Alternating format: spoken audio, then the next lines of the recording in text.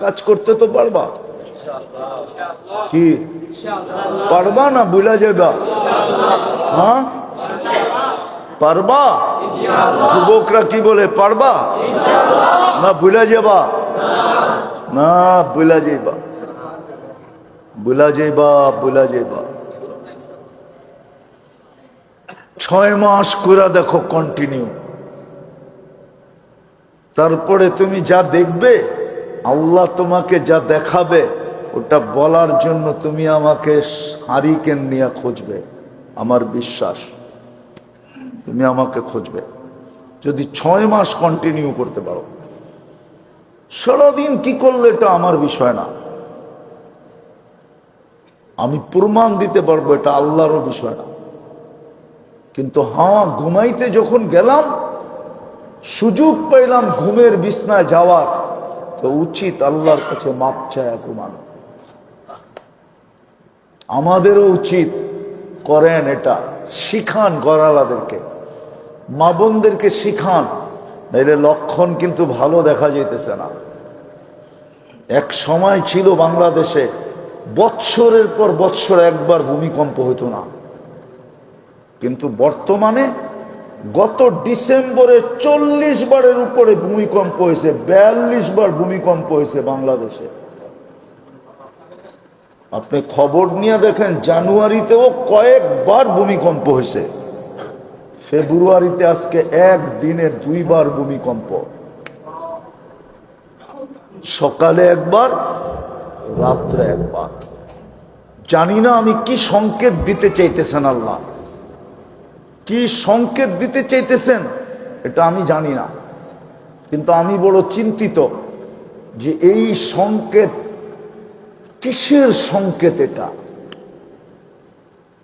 যেই দেশ আজানে পুরা দেশ ফজরের আজানে প্রকম্পিত থাকে যেই দেশে কদম বাড়াইলেই মাদ্রাসা পাওয়া যায় যেই দেশে কদমে কদমে আলেম উলামা ওই দেশে এই সংকেত কিসের সংকেত আমি কালকেও ভাবতেছিলাম বড় চিন্তিত আমি আর খুব আমি এটা বলতেছি এটা কিসের সংকেত আমি জানি না কালকে আমি যুবকদেরকে বলতেছিলাম আমার শেষ প্রোগ্রামে কালকে পড়ায় লক্ষাধিকের উপরে লোক ছিল ওটাও আমি ওইখানেও বলছি আমি যুবকদেরকে বলছি যে এইবার 14 তারিখে তোমরা লক্ষণ ভালো দেখা যাইতেছে না আর আল্লাহকে নারাজ করো না ভালোবাসার ডের নামে যে আল্লাহকে নারাজ করা চলতেছে আমাদের দেশে 31st নাইটের নামে আমাদের দেশে যে আল্লাহকে নারাজ করা চলতেছে পহেলা বৈশাখের নামে আমাদের দেশে যে আল্লাহকে নারাজ করা চলতেছে এক একটা জিনিসের নামে বিয়ে শাদীর নামে আল্লাহকে নারাজ করা চলতেছে এই শবে বরাতের নামেও আল্লাহকে নারাজ করা চলতেছে হ্যাঁ আল্লাহ নারাজ হয়ে যেতেছে আমাদের উপরে এইগুলাই মনে হয় সিগন্যাল বহন করতেছে যে আমি কিন্তু নারাজ ইউটার্ন জলদি নাও জলদি কোরআনে আছে যাহার আল ফাসাদ ফিল বাররি ওয়াল বাহর বিমা কাসাবাত আইদিন নাস লিউযিকাহুম বা'দাল্লাযী আমিলু লাআল্লাহুম ইয়ারজিউন আল্লাহ বলে জলদি ইউটার্ন নাও ফাইন লাম ইয়াতুবু ফাআনা তাবিবুহুম আমি হাদিসে কুদসি শব্দ দিতেছি আল্লাহ বলে তোমরা যদি আমার দিকে ইউটার্ন না নিলে তো আমি অপারেশন শুরু করব ফাইন লাম ইয়াতুবু ফাআনা তাবিবুহুম আমি সার্জিক্যাল অপারেশন শুরু করব যদি তোমরা ইউটার্ন না নিলা ফিরানা আসলা তাইলে আমি কিন্তু অপারেশন শুরু করব প্রমাণ দিব ফিলিস্তিনের দিকে তাকায় দেখেন 3য় বৎসর চলতেছে অথচ আপনার জমিন কি ফিলিস্তিনের চেয়ে পবিত্র ফিলিস্তিনে তো ইব্রাহিম আলাইহিস সালাম ঘুমাইতেছেন ফিলিস্তিনে তো মুসা আলাইহিস সালাম ঘুমাইতেছেন আমি তো চিনি ওনারা কোন জায়গায় ঘুমায়। আমি তো 15 বছর আগে গিয়ে আসছি। আমি তো চিনি মুসা আলাইহিস সালামের শ্বশুর কোথায় ঘুমায়। কবরে যেয়ে জিজ্ঞাসা করেন আমি কয় ঘন্টা ওইখানে ছিলাম। আমি তো চিনি মুসা আলাইহিস সালামের শিষ্য ইউসা বিন নূন আলাইহিস সালাম কোথায় ঘুমায়। আমি তো চিনি 70 জন নবী ফিলিস্তিনের জমিনে কোন জায়গায় ঘুমায়। আমি চিনি। আমি ওলিও না, আবার একবারে খালিও না। কিন্তু আবার মনে করেন না ঢাকায় বিয়া করছি দিকা খালি। আমি তো চিনি 45,000 সাহাবা কোথায় ঘুমায়। আমি তো চিনি আল্লাহর রসুল মেরাজের রাত্রে কোন পাথরের ভিতরে বোরাককে বাঁধছেন, কোন পাথরে ট্যাক লাগায় বয়ান করছেন, কোন জায়গায় জায়নামাজ বিছায়া ইমামতি করছেন। আমি তো চিনি। ওই জমিনের চেয়ে আপনার জমিন মুকাদ্দাস। কুরআন তো বলে আরদাল মুকাদ্দাসাতাল্লাতি। কোরআনে আছে না নাই? গীতা পড়তেছি নাকি না কোরআন? বারাকনা হাওলা। ওই জমিনের দৃশ্য দেখেন না, 3য় বৎসর চলতেছে, মাটির সাথে মিশায়া দিছে, সিগন্যাল দিতেছে আমাদেরকে। এখনো যদি ইউটার্ন না নিলাম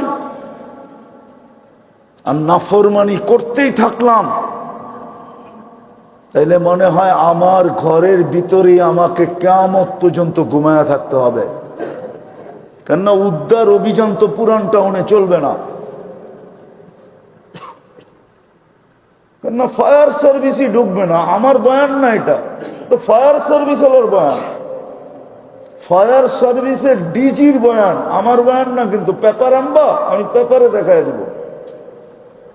ফায়ার সার্ভিসের ডিজির বয়ান হলো এটা, যে পুরান টাউনে আমরা কোনো অভিযান পরিচালনা করতে পারবো না, কেননা রাস্তাই নেই।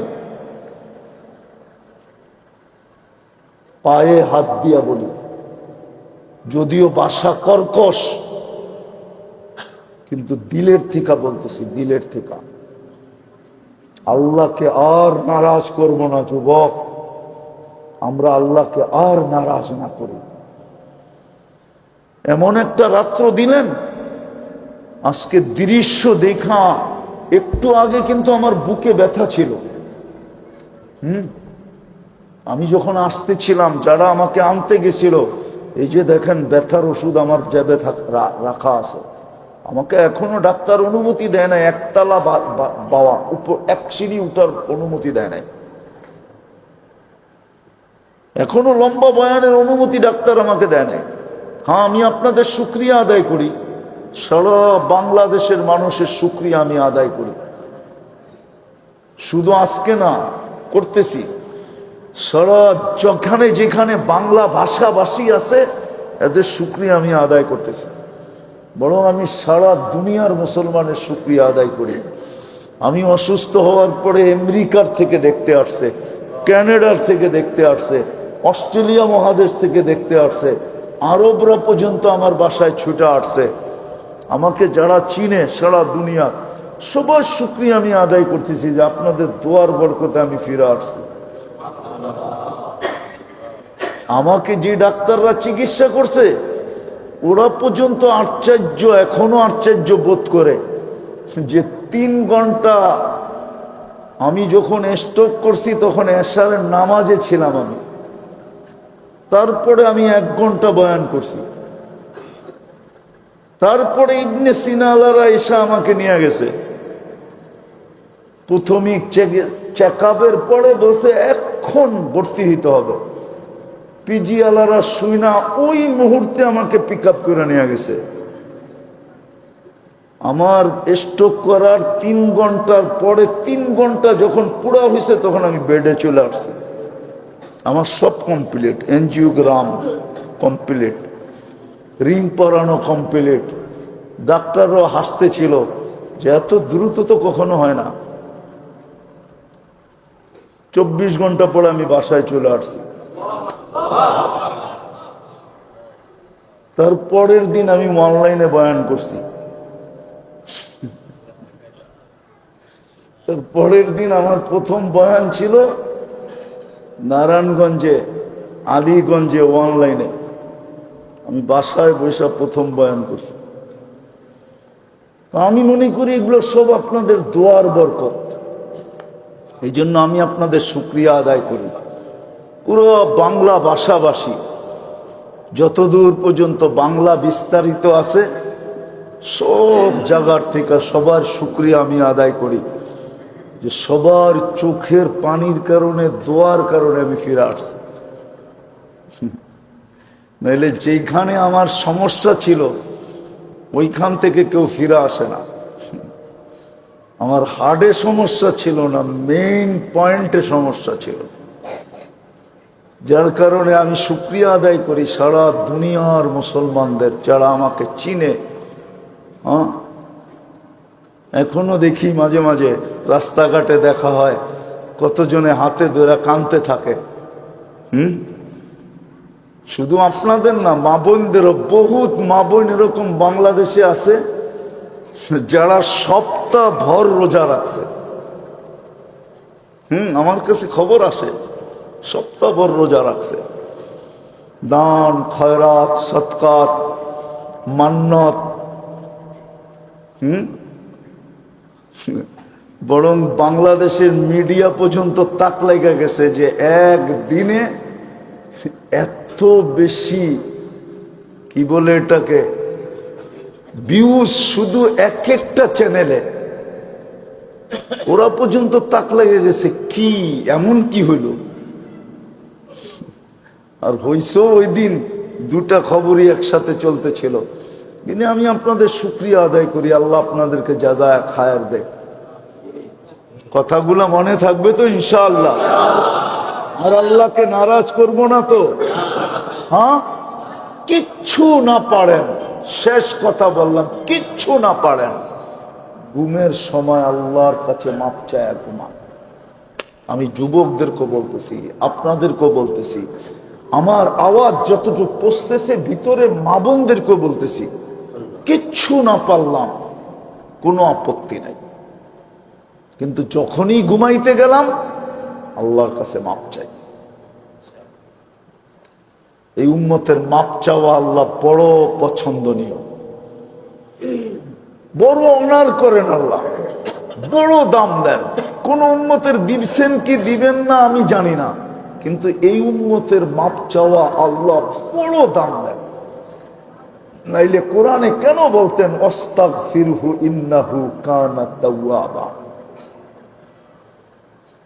কেন আল্লাহ এই কথা বলতেন যে দুনিয়াওয়ালারা আসামিকে খুঁজা খুঁজা খুঁজা খুঁজা মাটির নিচে থাকলেও এখান থেকে বাহির করা কাঠগোড়ায় দাঁড় করায়, আর আমি আসামিকে ডাইকা ডাইকা ডাইকা ডাইকা মাফ করি।